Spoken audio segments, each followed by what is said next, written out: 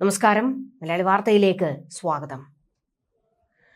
തലകളെല്ലാം തെരഞ്ഞു പിടിച്ച് തീർക്കണം, പിന്നെ വാലറ്റത്തെ ജീവൻ കിടക്കൂ, അതിനെയെല്ലാം കൂട്ടത്തോടെ കത്തിക്കണം.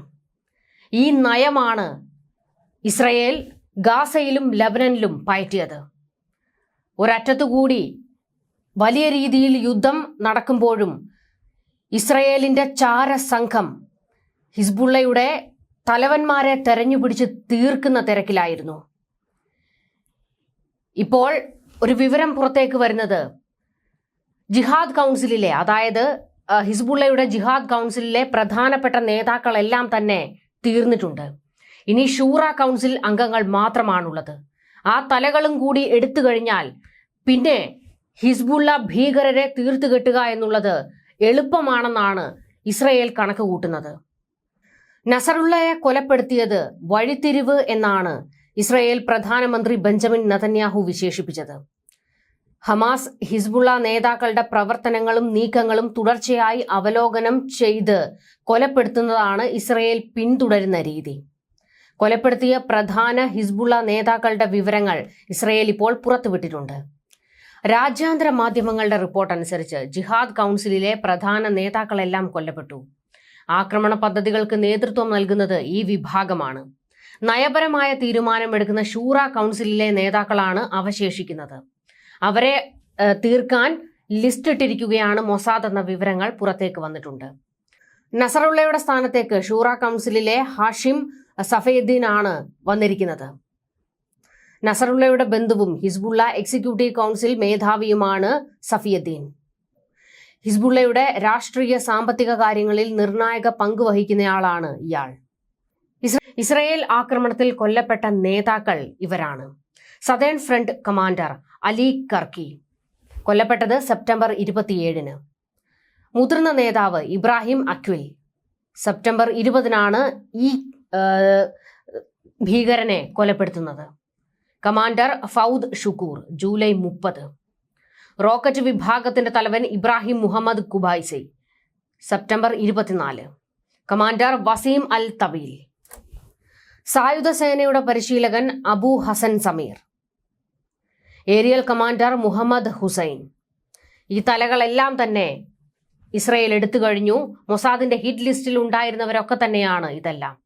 ഇനി ജീവിച്ചിരിക്കുന്ന നേതാക്കളുടെ ലിസ്റ്റും ഇസ്രയേൽ പുറത്തു വിട്ടിട്ടുണ്ട് എന്നുള്ളതാണ് ശ്രദ്ധേയമായ വിഷയം.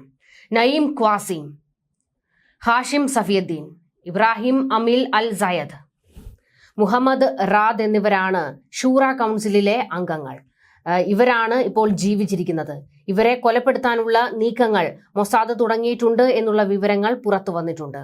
ഇത് മാത്രമല്ല, ഹിസ്ബുള്ള ഇപ്പോൾ വലിയൊരു ഞെട്ടലിൽ കൂടിയാണ്. ഹസൻ നസറുള്ള കൊല്ലപ്പെട്ടത് മാത്രമല്ല അവരെ ഞെട്ടിക്കുന്നത്. അതായത് ഈ വിവരങ്ങളെല്ലാം, അതായത് ഹസൻ നസറുള്ളയെ കൊലപ്പെടുത്താൻ ഇസ്രയേലിന് എല്ലാ സഹായങ്ങളും ചെയ്തതും വിവരങ്ങൾ ചോർത്തി നൽകിയതും ഇറാനിലെ ഒരു ചാരൻ എന്ന വിവരങ്ങൾ ഇപ്പോൾ ഫ്രഞ്ച് പത്രമായ ലെ പാരീസിയൻ റിപ്പോർട്ട് ചെയ്തിട്ടുണ്ട്. കൃത്യമായ ലൊക്കേഷനും സമയവും വരെ ചോർത്തി നൽകിയെന്നും ഈ റിപ്പോർട്ടിൽ വ്യക്തമാക്കുന്നുണ്ട്. കൊല്ലപ്പെടുന്നതിന് മണിക്കൂറുകൾ മുൻപ് ഇറാനിയൻ ചാരൻ നസറുള്ള എവിടെയാണെന്ന് കൃത്യമായി ഇസ്രയേലിനെ അറിയിച്ചതായാണ് റിപ്പോർട്ടിൽ പറയുന്നത്. സംഘടനയിലെ നിരവധി ഉന്നത അംഗങ്ങളുമായി ഒരു മീറ്റിംഗിൽ പങ്കെടുക്കാൻ നസറുള്ള ബെയ്റൂട്ടിന്റെ തെക്കൻ പ്രാന്തപ്രദേശത്തുള്ള ഹിസ്ബുള്ളയുടെ ഭൂഗർഭ ആസ്ഥാനത്തെത്തുമെന്ന് ചാരൻ ഇസ്രയേൽ അധികൃതരെ അറിയിച്ചിരുന്നുവെന്നും വ്യക്തമാക്കുന്നുണ്ട്. ന്യൂയോർക്ക് ടൈം റിപ്പോർട്ട് അനുസരിച്ച് 2006 യുദ്ധത്തിന് ശേഷം ഹിസ്ബുള്ളയെ ലക്ഷ്യം വയ്ക്കാൻ കൂടുതൽ രഹസ്യാന്വേഷണ സംവിധാനം ഇസ്രയേൽ ഉപയോഗിച്ചതിന്റെ ഫലമാണ് നസറുള്ളയുടെ വധമെന്നാണ് പറയുന്നത്. അതായത് നസറുള്ള മൊസാദിന്റെ ഹിറ്റ് ലിസ്റ്റിൽ ഉണ്ടായിരുന്ന പ്രധാനിയാണ്.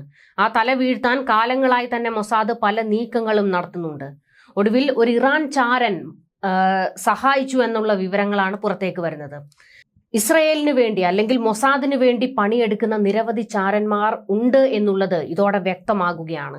മുൻപ് ഇസ്മയിൽ ഹനിയ ഇറാനിൽ കൊല്ലപ്പെട്ട സമയത്തും അവിടെ നിന്ന് മൊസാദിനെ സഹായിച്ചത് ഇറാൻ ചാരന്മാരായിരുന്നു എന്നുള്ള വിവരങ്ങൾ പുറത്തു വന്നിരുന്നു.